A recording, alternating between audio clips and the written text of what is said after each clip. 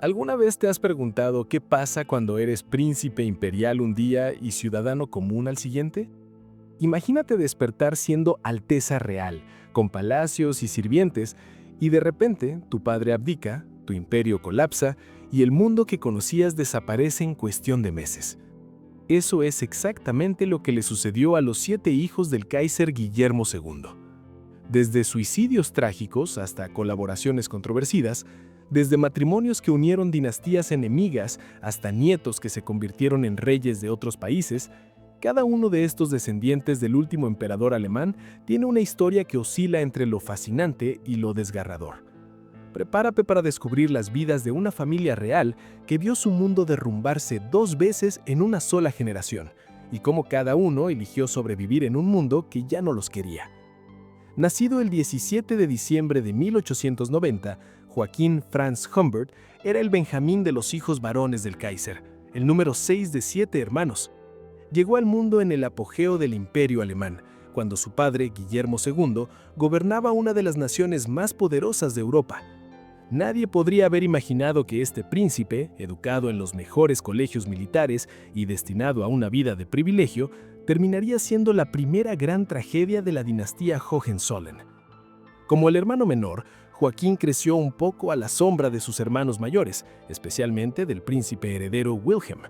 Pero eso no significó que tuviera una vida fácil. Al igual que todos los príncipes prusianos, fue educado con mano de hierro en el Prinzenhaus de Plön, donde la disciplina militar y el honor familiar eran la norma. Joaquín era descrito como un joven sensible, tal vez demasiado sensible para el mundo brutal en el que nació. En 1914, cuando estalló la Primera Guerra Mundial, Joaquín tenía apenas 23 años. Sirvió en el frente y fue herido en la primera batalla de los lagos Masurianos en septiembre de 1914.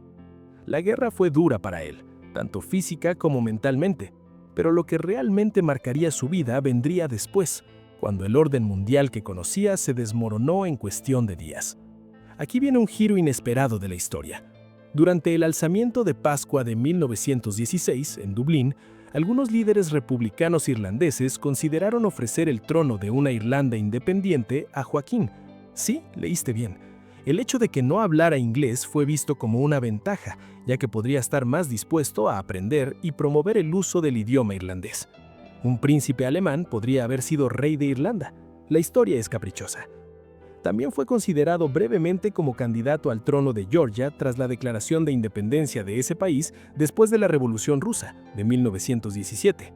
Imagínate, Joaquín pudo haber sido rey de Georgia, pero ninguna de estas oportunidades se materializó. El destino tenía otros planes para el joven príncipe. El 11 de marzo de 1916, Joaquín se casó con la princesa María Augusta de Anhalt en Berlín. La boda fue celebrada en el Palacio Bellevue, con la asistencia de su padre el Kaiser y otros miembros de la familia real. La pareja tuvo un hijo, Carlos Francisco, nacido el 15 de diciembre de 1916 en Potsdam. En ese momento, nadie podía prever el futuro sombrío que les esperaba. Cuando llegó noviembre de 1918, todo cambió. La revolución estalló en Alemania. El Kaiser Guillermo II abdicó el 9 de noviembre y huyó a los Países Bajos. El imperio alemán se derrumbó. La monarquía fue abolida. Los príncipes imperiales se convirtieron en ciudadanos comunes de la noche a la mañana. Para Joaquín, este cambio fue devastador.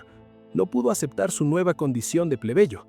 El joven que había nacido en un palacio, criado como príncipe imperial, entrenado para el servicio militar de élite, de repente no era nadie en el nuevo orden. Cayó en una profunda depresión. Las cosas empeoraron cuando su matrimonio se desmoronó. Joaquín y María Augusta se divorciaron a principios de 1920. Las razones exactas nunca se hicieron públicas, pero aparentemente no había habido problemas previos antes de que se anunciara el divorcio. Algunos historiadores especulan que las tensiones del exilio, la pérdida de estatus y las dificultades financieras fueron demasiado para la joven pareja. Además, Joaquín estaba en apuros económicos. Como muchos miembros de la familia real, después de la caída del imperio, perdió mucha de su riqueza y propiedades. Su hermano Eitel Frederick comentó más tarde que Joaquín sufría de un ataque de demencia excesiva. La depresión mental del príncipe era severa y evidente para todos a su alrededor. La tarde del 18 de julio de 1920, Joaquín tomó una decisión final. En la villa Liegnitz, en el parque Sanssouci de Potsdam, el joven príncipe de 29 años se disparó con un revólver. Fue encontrado por su hermano August Wilhelm y llevado al hospital Saint Joseph de Potsdam, donde falleció. Su muerte choqueó a Alemania y a Europa. Fue un símbolo trágico de una generación de aristócratas que no pudieron adaptarse al nuevo mundo. Joaquín fue la primera víctima de la caída del imperio, pero no sería la última en sufrir las consecuencias. Nacido el 7 de julio de 1883, Eitel Federico era el segundo hijo del Kaiser Guillermo II, y en muchos sentidos era todo lo que esperarías de un príncipe prusiano: militar, arrogante y vividor. Si Joaquín era el sensible, Eitel Federico era el opuesto total, un mujeriego sin disculpas que vivió la vida al máximo, para bien o para mal. Desde joven, Eitel Federico fue conocido por su estilo de vida disoluto. A diferencia de su hermano mayor Wilhelm, que al menos intentaba mantener las apariencias, Eitel no se molestaba en ocultar sus aventuras. Era guapo, carismático y completamente consciente de su posición privilegiada. Durante el imperio, esto significaba que podía salirse con la suya en casi todo. En 1906, Eitel Federico se casó con la duquesa Sofía Carlota de Oldenburg, una de las mujeres más ricas de Alemania. Era una unión que prometía mucho en términos de fortuna y conexiones, pero desde el principio estuvo plagada de problemas. El matrimonio fue infeliz desde el comienzo. Sofía Carlota pronto descubrió que había desposado a un esposo que nunca estaría satisfecho con una sola mujer. Durante la Primera Guerra Mundial, Eitel Federico sirvió como oficial en el ejército alemán, pero incluso durante la guerra, su reputación como mujeriego lo precedía. Entre sus oficiales, tenía una reputación terrible debido a su vida disoluta. No era el tipo de comandante que inspira lealtad por su carácter. Después de la guerra y la caída del imperio en 1918, Eitel Federico se unió al grupo de veteranos Stahlhelm, o Casco de Acero, una organización nacionalista de derechas. También participó en varios movimientos monárquicos que surgieron durante la República de Weimar, todos con la esperanza de restaurar a los Hohenzollern al trono. Eitel Federico nunca aceptó realmente que el imperio había terminado. Su matrimonio continuó deteriorándose. Sofía Carlota, cansada de las infidelidades constantes de su marido y del colapso de su mundo, finalmente se divorció de él. El divorcio fue escandaloso en su momento, especialmente porque Sofía Carlota era extremadamente rica, y el divorcio significó que Eitel Federico perdió acceso a gran parte de esa fortuna. El matrimonio nunca produjo hijos, lo cual fue probablemente una bendición dadas las circunstancias. A medida que avanzaban los años 1930, Eitel Federico, como muchos de sus hermanos, comenzó a coquetear con el nazismo. No fue tan entusiasta como su hermano August Wilhelm, pero tampoco fue un opositor activo. La familia Hohenzollern, en general, inicialmente vio a los nazis como una posible ruta para restaurar a la monarquía. Eitel Federico fue miembro del Stahlhelm y del Sempertalis-Bund, una unión de veteranos de antiguos guardias imperiales. Pero para cuando quedó claro que Hitler no tenía intención de restaurar la monarquía, Eitel Federico se desencantó. Pasó la Segunda Guerra Mundial en relativa oscuridad, viviendo en Potsdam. El 8 de diciembre de 1942, en plena guerra, Eitel Federico murió en Potsdam a la edad de 59 años. Fue enterrado en el cementerio de Hohenzollern. Su muerte pasó relativamente desapercibida en medio del caos de la guerra.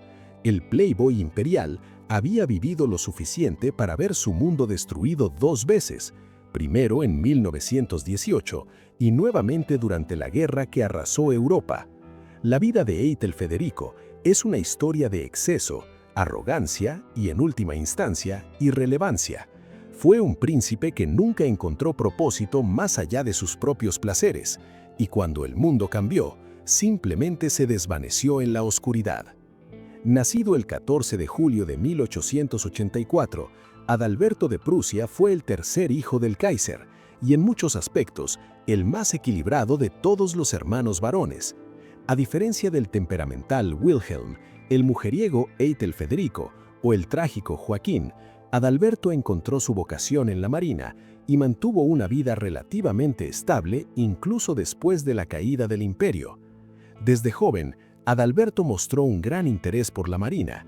Esto no era anormal. Su padre, Guillermo II, estaba obsesionado por construir una armada alemana que rivalizara con la británica y alentaba a sus hijos a seguir carreras navales.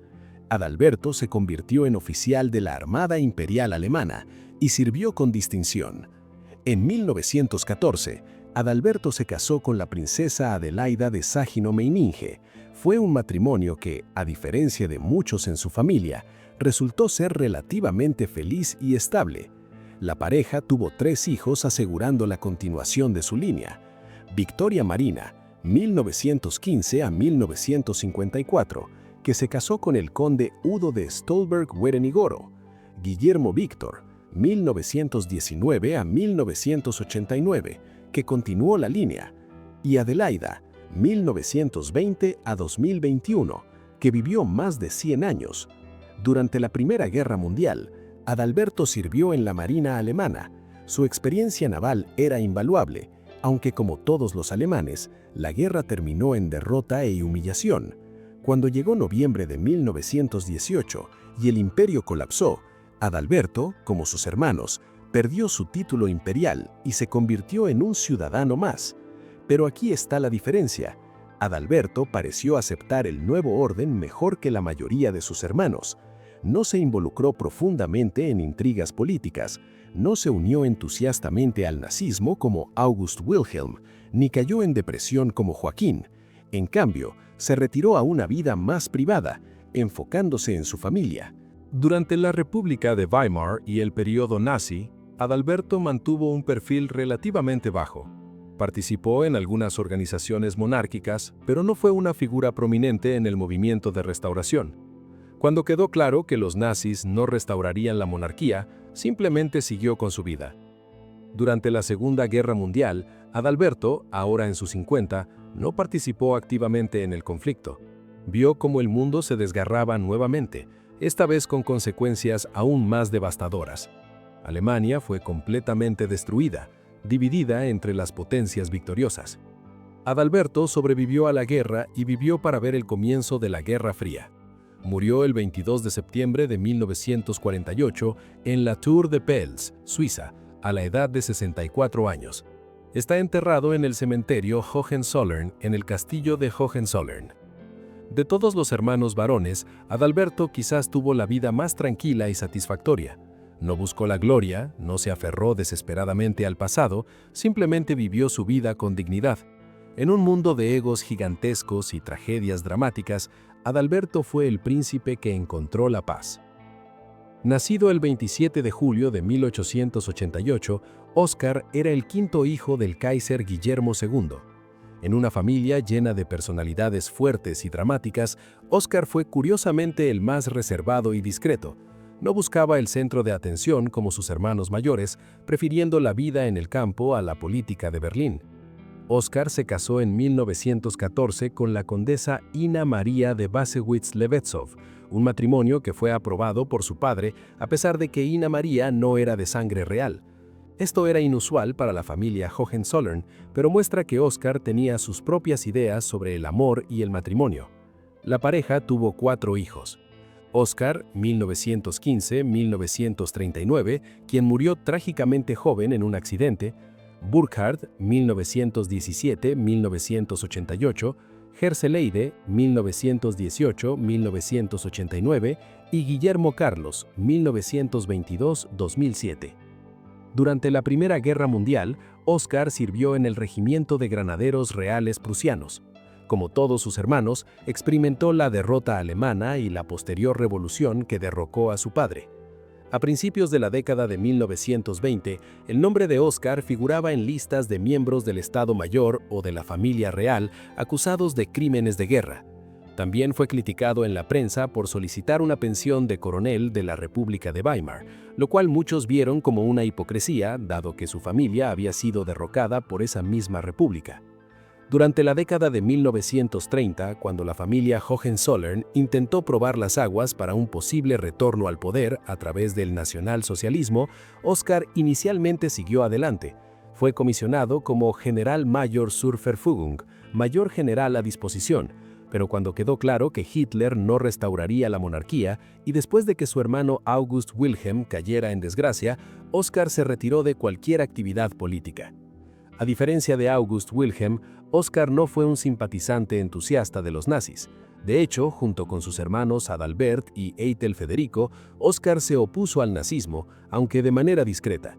Cuando estalló la Segunda Guerra Mundial, fue llamado a servir, pero no participó activamente en la guerra. A partir de la guerra, Oskar vivió tranquilamente en sus propiedades. Había heredado tierras y propiedades que le permitieron mantener un estilo de vida cómodo, aunque muy lejano a la opulencia imperial de su juventud. Se dedicó a la gestión de sus tierras, viviendo como un terrateniente más que como un príncipe. Oskar murió el 27 de enero de 1958 en Múnich, en su 70º cumpleaños, en el cementerio Hohenzollern, en el castillo de Hohenzollern. De todos los hermanos, quizás fue el que mejor entendió que el mundo había cambiado permanentemente y que no había vuelta atrás. Aquí viene la historia más controvertida y difícil de todos los hijos del Kaiser. Nacido el 29 de enero de 1887, August Wilhelm, apodado Aui en la familia, fue el cuarto hijo de Guillermo II, y se convertiría en el miembro más entusiasta de su familia en abrazar el nacionalsocialismo. August Wilhelm pasó su juventud con sus hermanos en el Palacio Nuevo en Potsdam y estudió en las universidades de Bonn, Berlín y Estrasburgo. En 1907 obtuvo su doctorado en ciencias políticas, aunque según algunos autores, de un modo excesivamente dudoso. Desde joven, mostró inclinaciones hacia causas nacionalistas. En 1908 se casó con su prima, la princesa Alejandra Victoria de Schleswig-Holstein-Sonderburg-Glücksburg. La pareja tuvo un hijo, el príncipe Alejandro Fernando, nacido en 1912. Sin embargo, el matrimonio fue infeliz desde el principio. Había pronunciadas tendencias homofílicas en August Wilhelm, según documentos históricos, y su relación cercana con su ayudante personal, Hans-Georg von Mackensen, contribuyó al fracaso del matrimonio. La pareja no se divorció mientras el Kaiser fue emperador debido a su oposición, pero eventualmente se separaron. Durante la Primera Guerra Mundial, August Wilhelm fue nombrado administrador de distrito de Ruppin, con su oficina y residencia en el castillo de Rheinsberg. No vio tanto combate como sus hermanos, lo que más tarde sería motivo de burla. Después de la guerra y la caída del imperio, August Wilhelm vivió recluido en su villa de Potsdam. Fue entonces cuando comenzó su deriva hacia el extremismo político. Se unió al grupo nacionalista de veteranos llamado Stahlhelm. En los siguientes años, incrementó poco a poco sus contactos con los nacionalsocialistas. Finalmente, y a pesar de la oposición de su familia y en contra de los deseos expresos de su padre, el 1 de abril de 1930, August Wilhelm se unió al peligroso y revolucionario Partido Nacional Socialista Obrero Alemán. Recibió el número de afiliado 24, un número simbólicamente bajo para enfatizar su importancia como recluta de alto perfil. ¿Por qué lo hizo? August Wilhelm, como muchos de su clase, creía que el nacionalsocialismo restauraría la monarquía alemana. Esperaba secretamente que Hitler un día lo colocara a él o a su hijo Alejandro en el trono vacante del Kaiser. Fue una ilusión que mantendría por años. En noviembre de 1931, August Wilhelm fue aceptado en las SA, Sturmabteilung, con el rango de Standartenführer. Los nazis lo utilizaron deliberadamente como una herramienta de propaganda. Como representante de la antigua dinastía real prusiana y de la dinastía imperial alemana, su presencia prestaba legitimidad histórica al movimiento. August Wilhelm fue elegido como candidato principal del partido en las elecciones al Landtag de Prusia en abril de 1932 y retuvo su escaño hasta la disolución del Landtag en octubre de 1933. Fue nombrado orador electoral junto a Hitler, a quien acompañó en vuelos por toda Alemania. A través de sus apariciones en los mítines masivos del partido, August Wilhelm se dirigía especialmente a sectores de la población que eran tibios hacia el nacionalsocialismo, convenciéndolos de que Hitler no era una amenaza, sino un benefactor del pueblo alemán y del imperio alemán.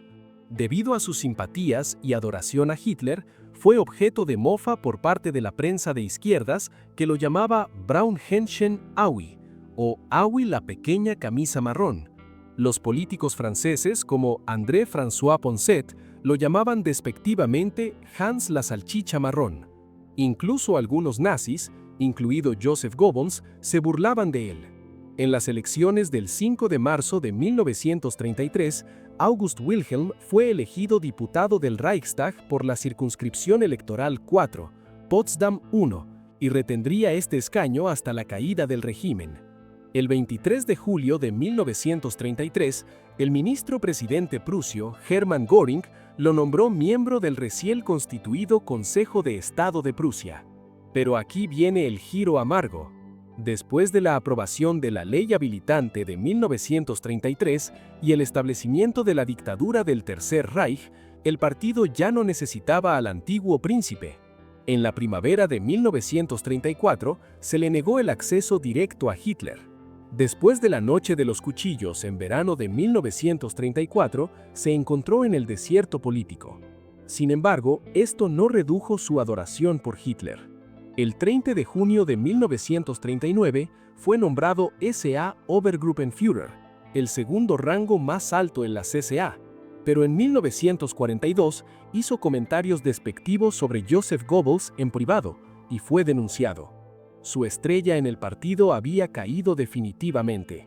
Cuando terminó la guerra en 1945, August Wilhelm fue arrestado por los aliados. En el proceso de desnazificación de 1948, cuando se le preguntó si al menos repudiaba el nacionalsocialismo, él preguntó incomprensiblemente, ¿debo pedir su perdón?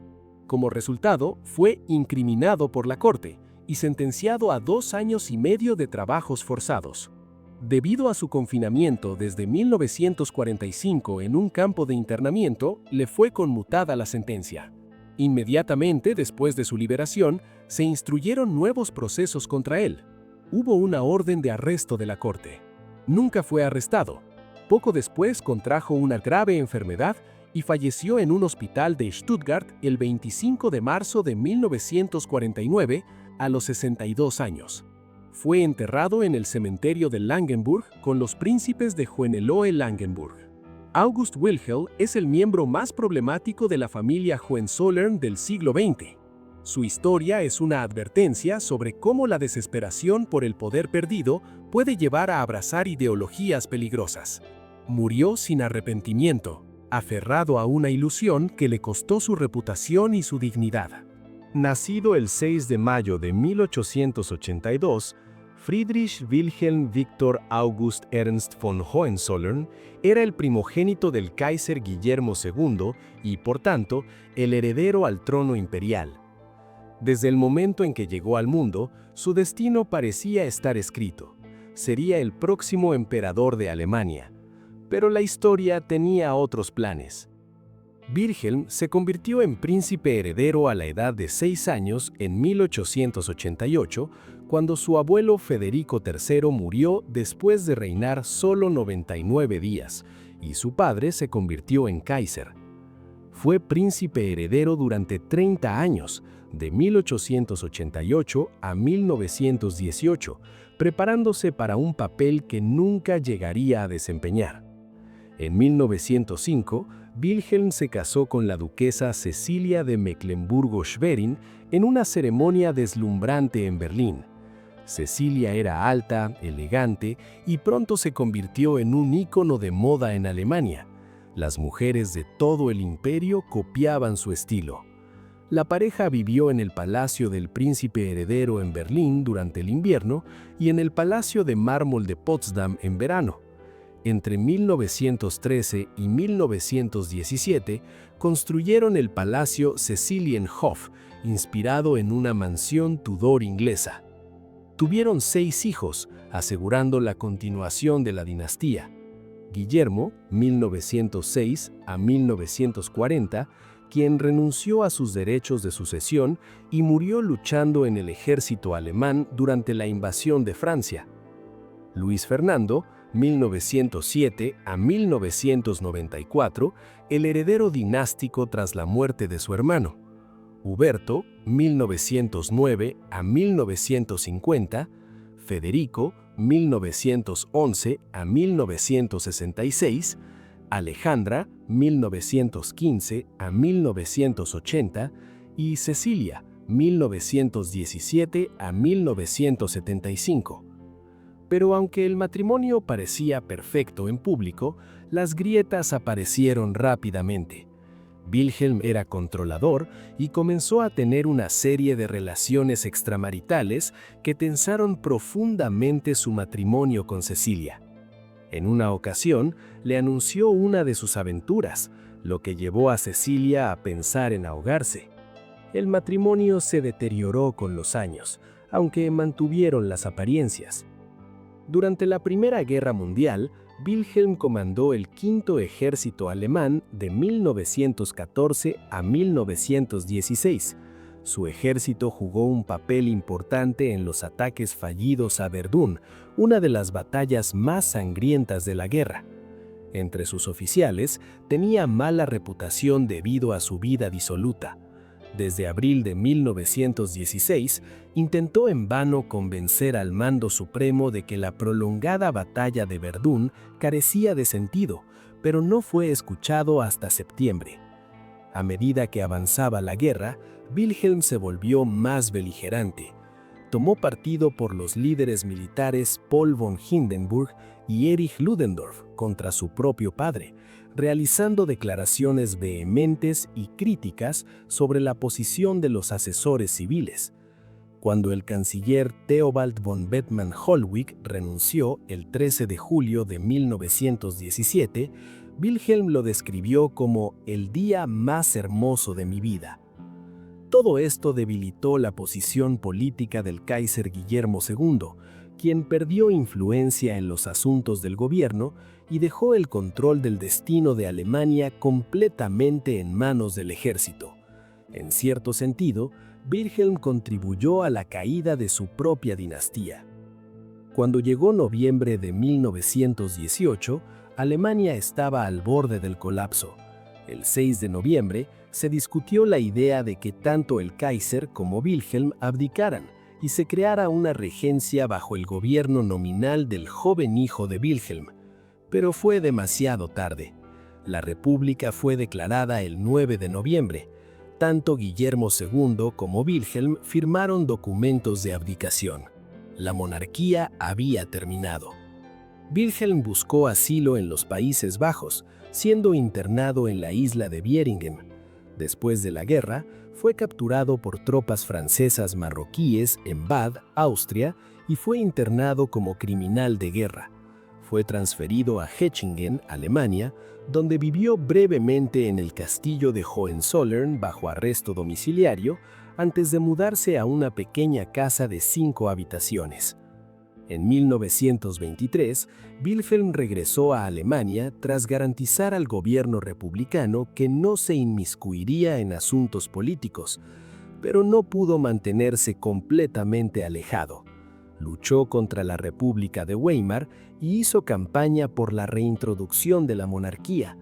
Se unió a Der Stahlhelm, que se fusionó en 1931 con el Frente de Harzburg, una organización de derecha opuesta a la República Democrática. Durante un tiempo, Wilhelm apoyó a Adolf Hitler, esperando que el líder nazi restaurara la monarquía. Hitler visitó a Wilhelm en Cecilienhof 3 veces, en 1926, en 1933, en el Día de Potsdam y en 1935.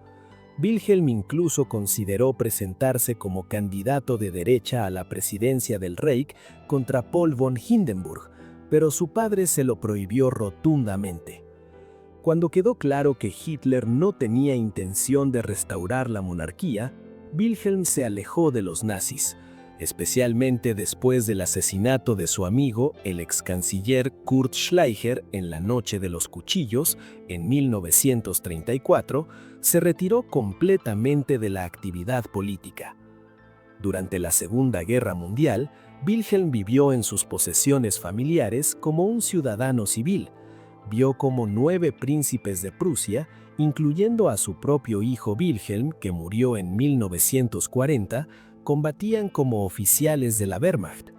A la muerte de su padre, el 4 de junio de 1941, Wilhelm se convirtió en jefe de la Casa de Hohenzollern, conocido por los realistas legitimistas como Guillermo III de Alemania, aunque ese título nunca sería oficialmente suyo. En 1926, Wilhelm y su familia recuperaron considerables propiedades después de un acuerdo con el Estado prusiano. El Cecilienhof pasó a ser propiedad del Estado, pero se le concedió a Wilhelm y a Cecilia un derecho de residencia limitado a 3 generaciones. Irónicamente, fue en el Cecilienhof donde los aliados dividieron el Reich alemán en zonas de ocupación en la Conferencia de Potsdam del 17 de julio al 2 de agosto de 1945. El matrimonio de Wilhelm y Cecilia finalmente se separó durante la década de 1920. Cecilia se convirtió en la figura principal de la Casa de Hohenzollern, mientras Wilhelm estaba en el exilio. Los años de separación eventualmente acercaron a la pareja, pero Cecilia estaba decidida a mantener su independencia. Wilhelm murió el 20 de julio de 1951 en Hechingen, víctima de un ataque al corazón a los 69 años. Fue exactamente 7 años después del complot del 20 de julio contra Hitler. 3 días después de su muerte, su oponente en la batalla de Verdún, el mariscal Philippe Pétain, murió en prisión en Francia. Wilhelm y su esposa Cecilia, quien murió en 1954, están enterrados en el castillo de Hohenzollern. La vida de Wilhelm es una tragedia shakespeariana. Fue educado y preparado durante décadas para ser emperador, solo para ver ese destino arrebatado en un instante. Pasó el resto de su vida como un fantasma de lo que pudo haber sido, el hombre que nunca fue emperador, el heredero de un trono que dejó de existir. Nacida el 13 de septiembre de 1892 en el Palacio de Mármol de Potsdam, Victoria Luisa de Prusia fue la 7ª y única hija mujer del Kaiser Guillermo II y su esposa Augusta Victoria. Después de 6 niños varones, su llegada fue recibida con júbilo. Dios nos ha dado a nuestro 7º hijo, una hijita pequeña pero muy fuerte, escribió la emperatriz en su diario. Su padre, el Kaiser, estaba encantado con su pequeña princesa. Después de 6 hijos varones educados con la disciplina militar prusiana, Victoria Luisa fue la mimada de la familia. Guillermo II raramente le negaba un capricho. Fue nombrada en honor a la reina Victoria de Inglaterra, su bisabuela, y a quien su padre estaba muy unido. Victoria Luisa, apodada cariñosamente Sisi en la familia, creció como una princesa en el apogeo del Imperio alemán. Era conocida por su encanto, su inteligencia y su belleza. Recibió la educación rigurosa típica de la nobleza de la época, preparándola para un rol significativo en el entramado político y social europeo. Durante su adolescencia, el nombre de Victoria Luisa apareció en las listas de princesas favoritas de los españoles para casarse con el rey Alfonso XIII de España. Aunque esa unión nunca se materializó, su destino sería aún más interesante. En 1912, su vida daría un giro dramático. El príncipe Jorge, primogénito del duque de Cumberland y pretendiente al trono de Hannover, falleció en un accidente automovilístico. Las familias Hohenzollern y Hannover habían estado enfrentadas desde 1866, cuando Prusia anexó el reino de Hannover durante la Guerra Austro-Prusiana. Era una enemistad que había durado casi 50 años. Guillermo II, en un gesto de condolencia, envió al segundo hijo de los duques, Ernesto Augusto, heredero de la Casa de Hannover, a Berlín para expresar su agradecimiento. Fue en ese encuentro cuando el destino intervino. Victoria Luisa y Ernesto Augusto se enamoraron a primera vista. Era como Romeo y Julieta real, los hijos de dos padres enfrentados cuyo amor podría unir a las dos casas. Ernesto Augusto pidió la mano de Victoria Luisa, y su padre, viendo una oportunidad para la reconciliación histórica, aceptó. Esta unión pondría fin a las desavenencias entre las casas de Hannover y de Hohenzollern que habían comenzado décadas atrás. La boda se celebró el 24 de mayo de 1913 con toda pompa en Berlín. Fue uno de los últimos grandes eventos de la realeza antes de la Primera Guerra Mundial, un espectáculo deslumbrante que reunió a las casas reales de toda Europa. La prensa de la época reportó que hicieron falta varios vehículos para transportar todos los regalos que recibió Victoria Luisa. Entre los regalos había dos tiaras famosas.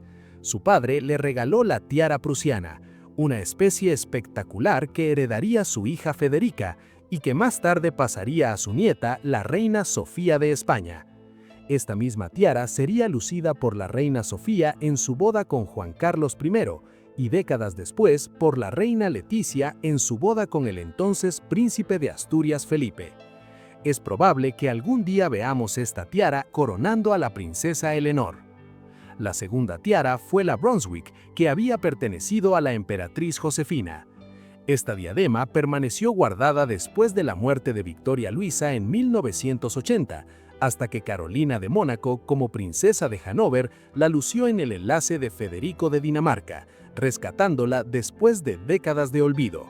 Victoria Luisa y Ernesto Augusto se establecieron en el castillo de Blankenburg, Brunswick. Tuvieron 5 hijos varones y una hija. Ernesto Augusto, 1914-1987, quien continuó la línea. Jorge Guillermo, 1915-2006. Federica, 1917-1981, quien se convertiría en reina de los helenos como esposa de Pablo I de Grecia. Christian Oscar, 1919-1981. Guelfo Enrique, 1923-1997. Pero la felicidad de los recién casados no duraría mucho. El estallido de la Primera Guerra Mundial en 1914 los pilló de lleno. Ernesto Augusto luchó del lado de los alemanes, pero al finalizar la contienda, Brunswick fue declarado Estado libre perteneciente a la República de Weimar. Ernesto Augusto se vio en la obligación de abdicar. La familia se trasladó a Austria, aunque el príncipe mantuvo la jefatura de la Casa de Hannover hasta su fallecimiento. Victoria Luisa vio el mundo de su juventud desmoronarse. Su padre abdicó, su familia imperial cayó, y su esposo perdió su ducado. Pero a diferencia de algunos de sus hermanos, Victoria Luisa se adaptó. Demostró ser una mujer enérgica y de gran personalidad, activa en el apoyo a las artes y la ciencia. En 1938, su hija Federica se casó con Pablo I de Grecia, convirtiéndose en princesa heredera, y más tarde, reina de los helenos. Un año después, en 1938, nació la primera hija de Federica, una niña a la que llamaron Sofía. Esta pequeña princesa griega se convertiría en 1962 en la reina consorte de España al casarse con Juan Carlos de Borbón. A través de Victoria Luisa, la sangre de los Hohenzollern fluye en las venas de la familia real española. El actual rey Felipe VI es tataranieto del Kaiser Guillermo II, y la princesa Leonor, heredera al trono español, guarda un parecido asombroso con su tatarabuela Victoria Luisa, como si la genética hubiera saltado 3 generaciones para recrear los rasgos de la última princesa imperial alemana. Los mayores problemas de Victoria Luisa comenzaron en 1953, con la muerte de su marido, Ernesto Augusto. Se vio envuelta en una batalla importante con sus hijos por cuestiones relacionadas con la herencia. Las relaciones familiares se volvieron especialmente tensas durante años. De hecho, la relación entre Victoria Luisa y su nieta Sofía no fue siempre fluida. Curiosamente, Victoria Luisa no asistió a la boda de Juan Carlos y Sofía en 1962 en Atenas, a pesar de que su nieta llevaba la tiara que ella había recibido como regalo de su padre. Las razones de esta ausencia nunca fueron completamente aclaradas, pero probablemente estaban relacionadas con las tensiones familiares sobre la herencia. Sin embargo, lo que sí hizo Victoria Luisa fue vivir lo suficiente para ver muchas cosas extraordinarias. Vio a su nieta Sofía convertirse en reina de España en 1975. También padeció el sufrimiento de ver a su nieto Constantino ser quitado del trono de Grecia en 1973. Fue testigo de la caída de imperios, el ascenso y caída del nazismo, 2 guerras mundiales y la Guerra Fría.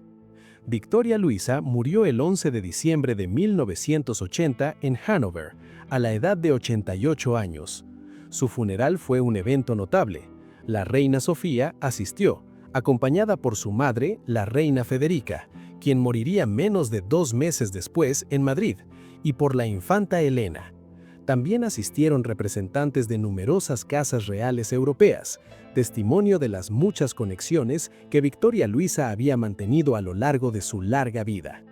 Fue enterrada junto a su esposo, Ernesto Augusto, en el mausoleo de la familia real en Hannover.